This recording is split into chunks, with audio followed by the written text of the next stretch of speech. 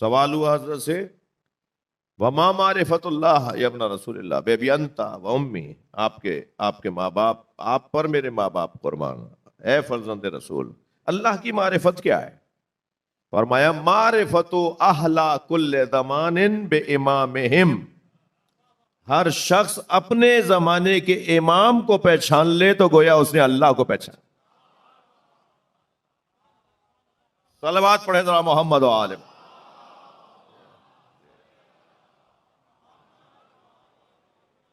حدیث مکمل نہیں ہوئی ہے یہاں، فرماتے ہیں معرفت، اب سوال اور ہم آئیے بیٹا جگہ دینا تھوڑا سا، اللہ جی، معرفت اہل کل زمان بے امامہم، ہر شخص اپنے زمانے کے امام کی اگر معرفت حاصل کر لے تو وہ اللہ کی گویا معرفت اس نے حاصل کر لی۔ یہ کہہ کر حضرت فرماتے ہیں الذی تجب علیہم طاعتہ، وہ امام کہ جس کی اطاعت واجب ہے۔ الذی تجب علیہم طاعتہ، امام کون ہے؟ جس امام کی اطاعت واجب ہے۔ اب دیکھیں کتنا یہ معقول اور عقل سے مملوء اور سرشار ایک فارمولہ ہے، ایک اصول ہے، ایک عقلی اصول ہے۔ قرآن مجید ارشاد ہو رہا ہے اللہ کا کلام سورہ مبارکہ آل عمران میں، یا ایھا الذین آمنوا اطیعوا اللہ و اطیعوا الرسول و اولی الامر منکم، اے صاحبان ایمان اللہ کی اطاعت کرو، رسول کی اور اولی الامر کی اطاعت کرو۔ لفظ اطاعت 2 دفعہ آیا ہے، اللہ کے لیے علیحدہ، رسول اور اولی الامر کے لیے علیحدہ، یعنی 2 مرتبہ میں 3 لوگوں کا ذکر ہے، اطاعت کا لفظ 2 دفعہ ہے۔ اللہ کی اطاعت کے لیے 1 دفعہ اطیعوا اللہ، پھر ارشاد ہوا وَأَطِیعُوا الرَّسُولَ وَأُولِي الْأَمْرِ مِنْکُمْ، یعنی رسول کے ساتھ اولی الامر کو جوڑا ہے اللہ نے، یعنی جیسی رسول اللہ کی اطاعت ہے ایسے ہی اولی الامر کی اطاعت۔ اتنا واضح پیغام ہے قرآن کا کہ اولی الامر بادشاہ وقت نہیں ہے، اولی الامر حکمران نہیں ہے، اس لیے کہ حکمران کی اطاعت رسول کی اطاعت کی طرح واجب نہیں ہے۔ وہ ڈھونڈو جس کی اطاعت رسول کی اطاعت کی طرح واجب ہو۔ صلوات پڑھیں ذرا محمد و آل محمد۔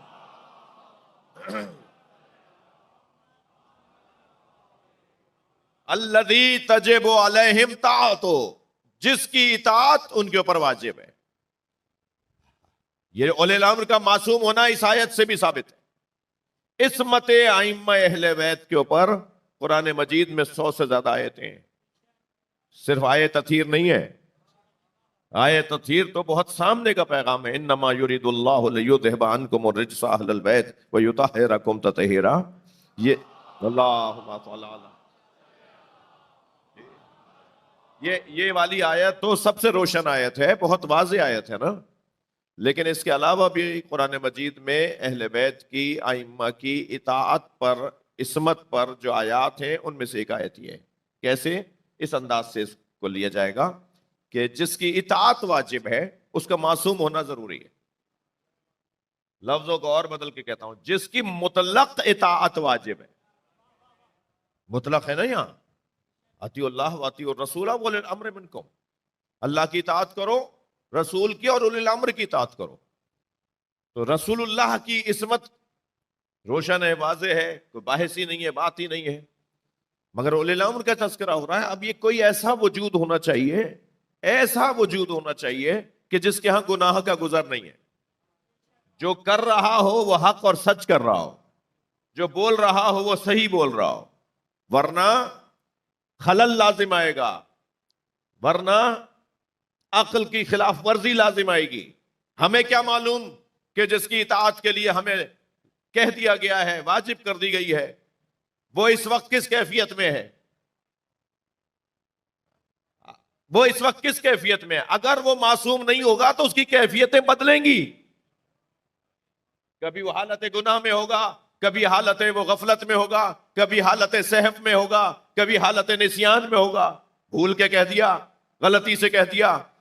ماننا پڑے گا جس کی اطاعت مطلقاً واجب ہے، کہ اس کے یہاں نہ سہو ہے، نہ نسیان ہے، نہ غفلت ہے، نہ گناہ ہے. صلوات پڑھنے محمد و آل محمد.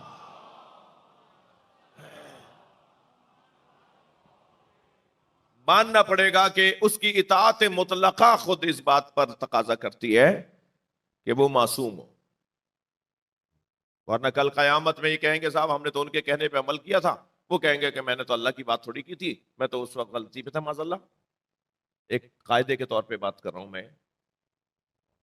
اللہ نے پھر کیوں نہیں واضح کہا؟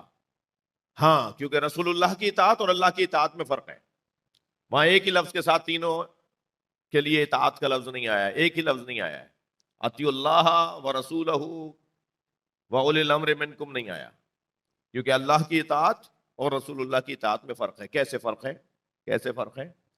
اطاعت میرے عزیزوں، میرے محترم سننے والوں، اللہ کی اطاعت صرف اور صرف قولی ہے، فعلی نہیں ہے. اللہ کیا فعل ہی نہیں ہے، اللہ کیا قول ہے. اللہ کے ہاں آیات ہیں، وہ انجیل تورات زبور کی صورت میں ماضی میں یا قرآن کی صورت میں حال میں. اللہ کے ہاں صرف اور صرف اقوال ہیں، اللہ کے ہاں افعال نہیں ہے. اب جس کی اطاعت قول اور فعل دونوں کی ہوگی وہ اطاعت علیحدہ ہے، اور جس کے ہاں صرف قول کی اطاعت ہے وہ اطاعت علیحدہ ہے. اس لیے اللہ کے لیے علیحدہ لفظ اطیعوا آیا ہے، اور رسول اللہ کے لیے اور اولی الامر کے لیے لفظ اطیعوا علیحدہ آیا ہے. اب کیا فرما رہے ہیں امام حسین؟ حضرت فرماتے ہیں تجب علیہم طاعتو، امام وہ ہے جس کی اطاعت واجب ہے. امام وہ ہے جس کی اطاعت واجب ہے. اب امام کی اطاعت واجب ہے، جس امام کی اطاعت واجب ہے، میں یوں کہہ دوں، یعنی یوں کہہ دوں جس امام کی اطاعت، تم ڈھونڈ لو بھائی جس کو تم بڑا مان رہے ہو، جس کو تم امام مان رہے ہو، تم تعارف کرواؤ. جس امام کی اطاعت واجب ہے اسی کی معرفت اللہ کی معرفت ہے. صلوات پڑھے محمد و آل محمد.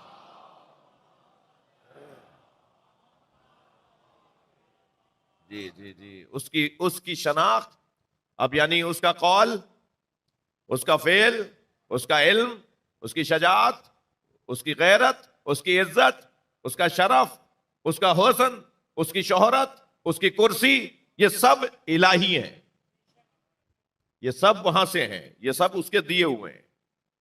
لہذا قرآن کہہ رہا ہے وَجَعَلْنَا مِنْهُمْ وَجَعَلْنَاهُمْ أَئِمَّةً يَهْدُونَ بِأَمْرِنَا، ہم نے انہیں امام بنایا ہے تاکہ وہ ہماری امر کی رہنمائی کریں. امر کی رہنمائی کون کرے گا؟ جو امر کو جانتا ہوگا. جی اصول کافی میں روایت، معصوم فرماتے ہیں اذا ارادہ ان یعلم شیئا، ائمہ اہل بیت کے بارے میں. معصوم فرما رہے ہیں امام رضا کے بارے میں، امام رضا فرما رہے ہیں معصومین کے بارے میں، قول امام رضا کا ہے. حضرت فرماتے ہیں اذا ارادہ ان یعلم شیئا، جب بھی ائمہ یہ چاہتے ہیں کہ کسی شے کا علم حاصل کریں، اعلمہ اللہ ذالک. صلوات پڑھے محمد و آل محمد. اللہ انہیں علم عطا کر دیتا ہے. یہاں انہوں نے ارادہ کیا کہ ہمیں پتا ہونا چاہیے، ہم جاننا چاہتے ہیں کیا ہے، اللہ انہیں علم عطا کر دیتا ہے. آگے بیٹھے کچھ لوگ شرارت کے لیے آئے یا ادب احترام کرنے آئے، ارادہ کرتے ہیں، اللہ بتا دیتا یہ کون ہے، ان کی نیت کیا ہے، یہ سوچ کیا رہے ہیں، یہ سوچ کے کیا آئے ہیں. میرے مولا امام محمد باقر علیہ السلام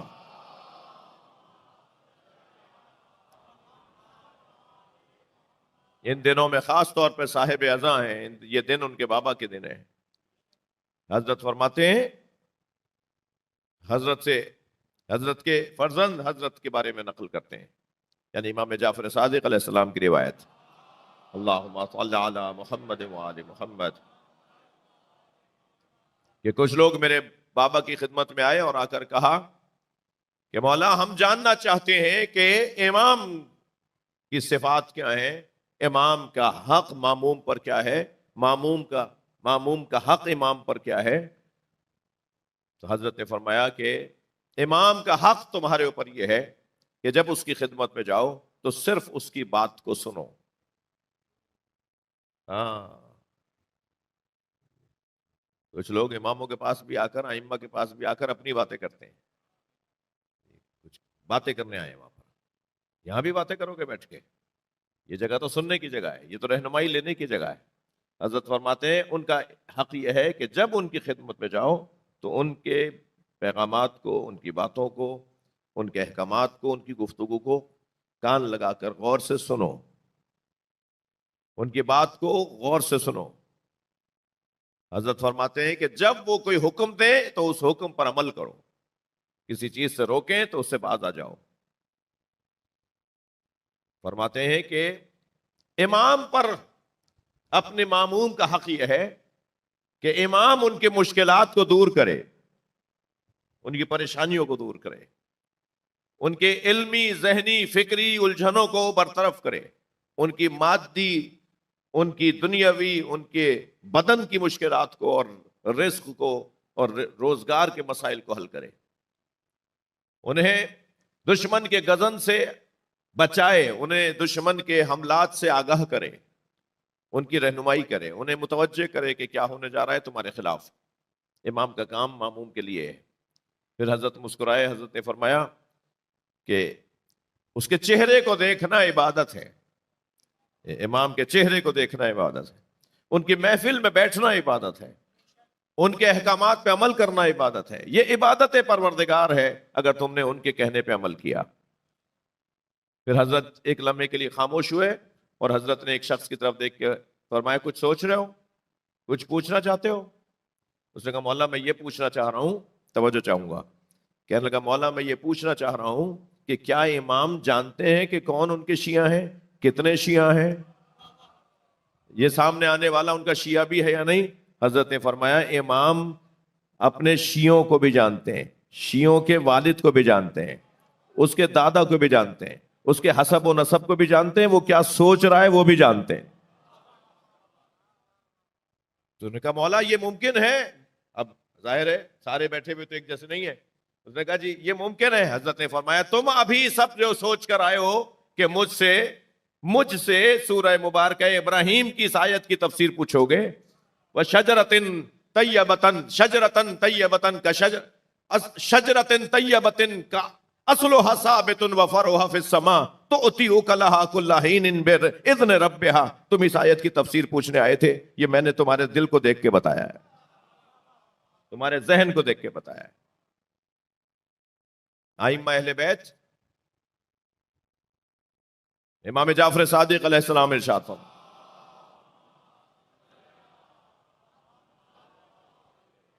اذا اراد شیئا